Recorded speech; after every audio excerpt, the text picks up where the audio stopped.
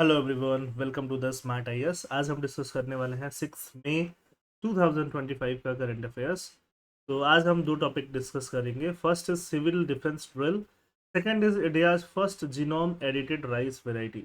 ये दोनों के बारे में डिस्कस करने वाले हैं। Let's talk about the first topic, civil defence drill.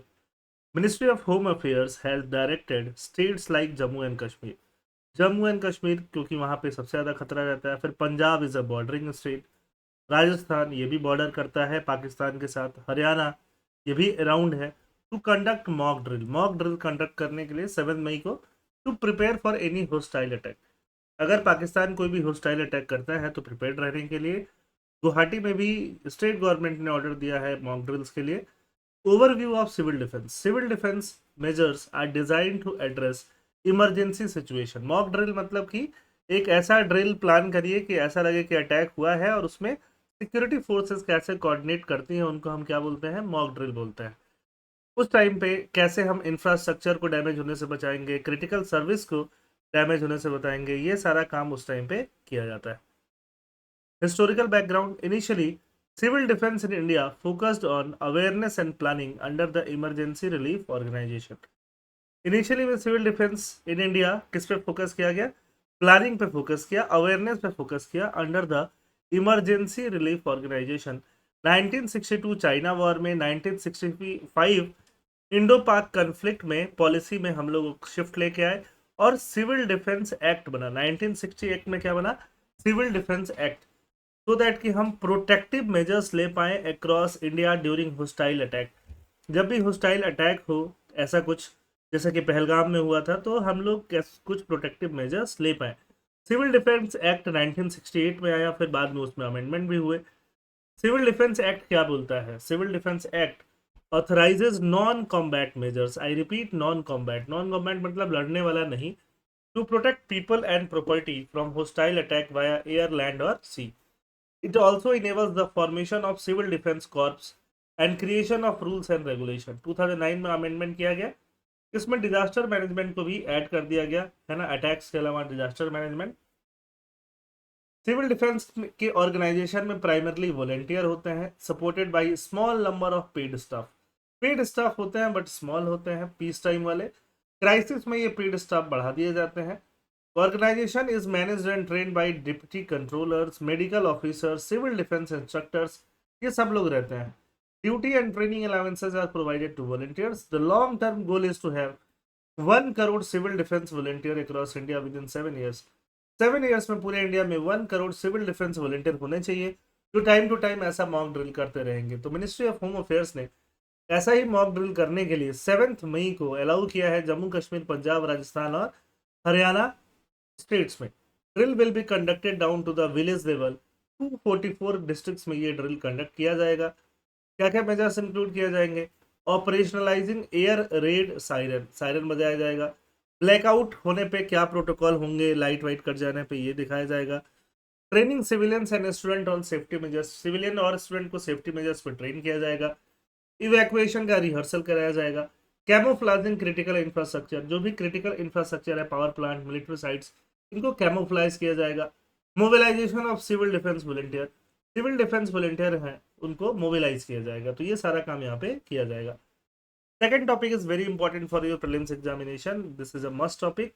Economics time से लिया, देखो हम अलग अलग न्यूज़पेपर से अलग अलग टॉपिक्स लेके आते हैं, सो दैट कि आप आराम से जो भी टॉपिक्स इंपॉर्टेंट है एग्जाम के लिए वो कर पाओ। बहुत ज़्यादा टॉपिक्स भी नहीं करते हैं, जो इंपॉर्टेंट नहीं है उसको हम लोग नहीं करते हैं। इस टॉपिक में क्या बात हो रही है? First genome edited rice varieties बहुत इंपॉर्टेंट है। India's agriculture minister has introduce Kamala, Kamala नाम है, और दूसरा राइस वेराइटी का नाम है पूसा DST राइस वन।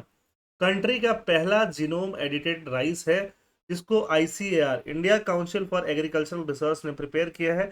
ये वर्ल्ड का भी first genome edited rice variety है, तो इसलिए ये बहुत इंपॉर्टेंट है। ये इंफॉर्मेशन बहुत ज़्यादा इंपॉर्टेंट है।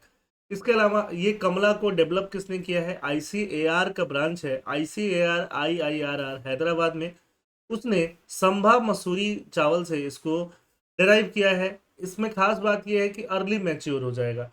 जैसे कि पुराने अगर संभा मसूरी जो राइस है उसको अगर ज़्यादा टाइम लग रहा है 4 महीने का, तो इसको 3 महीने लगेगा या और कम में हो जाएगा। Early maturity, early maturity higher yield भी ज़्यादा होगा। ड्रॉट टॉलरेंस होगा, ड्राउट अगर आ रहा है तो ज़्यादा टॉलरेट कर पाएगा। इसके अलावा पूसा डीएसटी राइस किसने डेवलप किया है? आईसीएआर का ही ब्रांच दिल्ली में है, आईएआरआई, उसने डेवलप किया है। तो ये भी ड्राउट और सैलिनिटी, क्योंकि पंजाब का जो सॉयल है वो बहुत ज़्यादा सैलाइन हो रहा है, तो वैसे सैलाइन सॉयल में भी राइस को उगाया जा सकेगा। एजेंसीज इसमें क्या इन्वॉल्व है ओवरऑल? तो आईसीएआर तो है Indian council for agriculture research, उसका जो हैदराबाद का ब्रांच है और दिल्ली का ब्रांच है, दोनों इन्वॉल्व है। टेक्नोलॉजी क्या यूज हुआ है? क्रिस्पर कैस9। ये इतना इंपॉर्टेंट टेक्नोलॉजी है, यूपीएससी 2 बार इस पे प्रीलिम्स में क्वेश्चन पूछ चुका है जब से ये टेक्नोलॉजी आया है। इसमें फिर से क्वेश्चन पूछा जा सकता है। क्रिस्पर कैस9 से जीनोम को एडिट किया गया है, जीन्स को एडिट किया गया है, और एडिट करके वहां पे specially site directed nucleus, it has no foreign DNA, कोई फॉरेन डीएनए, किसी और राइस का डीएनए इंसर्ट नहीं किया गया। ये सबसे बड़ी बात है, किसी और राइस का डीएनए यहाँ पे इंसर्ट नहीं किया गया, ये सबसे बड़ी बात है। It has no foreign DNA inserted. तो ये पूरा जो पेज है, this page is highly important for your prelims examination. It has been approved by institutional biosafety committee, उसने भी अप्रूव किया। Review committee on genetic manipulation, उसने भी अप्रूव किया under relaxed genome edit rule, relax genome edit rules के अंदर। Genome edited rice क्या होता है? Genome edited rice involves precise gene changes using CRISPR. CRISPR Cas nine का यूज करके प्रिसाइज, जहां जरूरत हो वहां जीन्स में चेंज कर देते हैं। इससे क्या हो जाता है? बिना फॉरेन डीएनए, फॉरेन किसी और राइस वेराइटीज के डीएनए को इंट्रोड्यूस किए बिना यहाँ पे हमें डिजायर्ड ट्रेट, जो ट्रेट्स चाहिए वो मिल जाते हैं। They are exempt from GMO regulation, ये जीएमओ रेगुलेशन से एग्जेम्प्टेड है। जीएमओ मतलब जेनेटिकली मॉडिफाइड जो ऑर्गेनिजम्स होते हैं जिनके जीन्स को मॉडिफाई किया जाता है, यहाँ भी जीन्स मॉडिफाई हो रहा है बट कोई फॉरेन ट्रेट नहीं लाया जा रहा है, उसी राइस वेराइटी का ट्रेट में कुछ चेंजेस किया जा रहा है ना, कोई फॉरेन एलिमेंट वहाँ पे इंट्रोड्यूस नहीं हो रहा है। ये सबसे बड़ी बात यहाँ पे होती है। फॉर एग्जाम्पल अगर यहाँ पे ये जीन्स आप देख पा रहे हो, तो जीन्स में क्या किया गया है? उसी में से कुछ पोर्शन काट के हटा दिया गया, डिलीट या चेंज कर दिया गया, इसको SDN1 बोलते हैं, है ना। किसी और के साथ मिला दिया गया, इसको SDN2 बोलते हैं। किसी और के साथ मिलाया गया और चेंज भी कर दिया गया, इसको SDN3 बोलते हैं। तो SDN1 टाइप का ये चेंज किया गया है, SDN1, ठीक है। कन्वेंशनल ब्रीडिंग में क्या कराते हैं? पहले से एक डोनर वेराइटी है, एक रेसिपिएंट वेराइटी है, दोनों को हाइब्रिड करा दिया, तो ये भी काम चलता है। लेकिन जीनोम एडिटिंग में हमने क्या किया है? ये वाला काम किया। ये हमारा मेन जो राइस का वेराइटी है, यहाँ पे ये जो जीन है, ये जीन जो है फायदेमंद जीन नहीं है।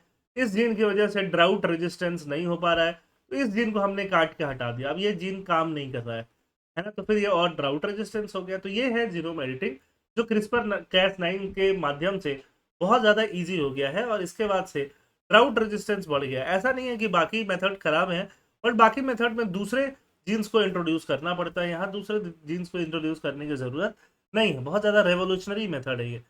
तो इससे क्या होगा? यील्ड्स बढ़ जाएगा, एमिशन जो होगा कार्बन डाइऑक्साइड वगैरह का, green house gases, for example methane का, राइस फील्ड बहुत ज़्यादा मीथेन इमिट करती है, ये भी क्वेश्चन यूपीएससी प्रीलिम्स में पूछा जा चुका है।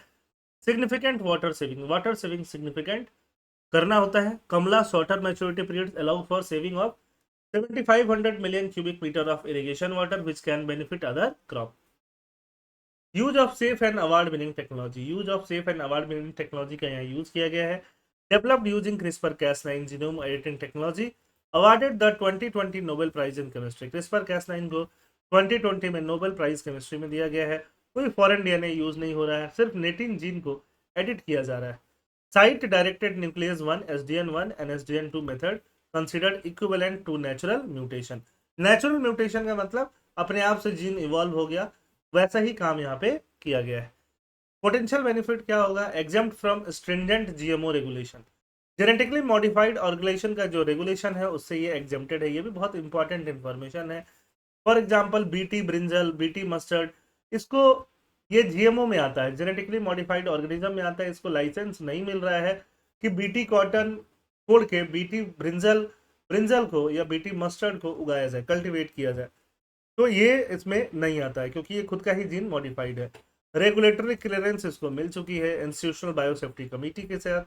आईपीआर कंसर्न जरूर है कि इंटेलेक्चुअल प्रॉपर्टी राइट कोई चुरा न ले, जो काम किया गया है वो कोई चुरा न ले, ठीक है। तो ये सब चीज़ें जरूर यहाँ पे है।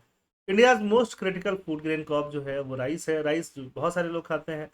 पूरे इंडिया में अगर हम बात करें तो वेस्ट बंगाल, असम, उत्तर प्रदेश, पंजाब, उड़ीसा, आंध्र प्रदेश, तमिलनाडु, तेलंगाना, छत्तीसगढ़, बिहार, सब जगह राइस कल्टीवेट भी होता है, लोग खाते भी हैं। India's paddy production paradox, India had the largest area under paddy. हमारे अंदर अंदर लार्जेस्ट एरिया अंडर पैडी है, फिर भी हम सेकंड आते हैं, फर्स्ट कौन आता है? चाइना। तो अगर ईल्ड वगैरह बढ़ेगा, ड्राउट रेजिस्टेंस होगा, तो हमारा प्रोडक्शन भी बढ़ेगा चावल का। The gap is due to lower yield. India में गैप किसकी वजह से है? Lower yield. 1 हेक्टेयर पे हमारा ईल्ड कितना है? 4131 kg। चाइना का कितना है? 7000 से भी ज़्यादा। इनफैक्ट बांग्लादेश का भी हमसे ज़्यादा है। तो हमारा ईल्ड कम है, इसके वजह से हम थोड़ा पीछे चलते हैं। आई होप आपको सारी चीज़ें समझ में आई होंगी। थैंक यू एंड जय हिंद।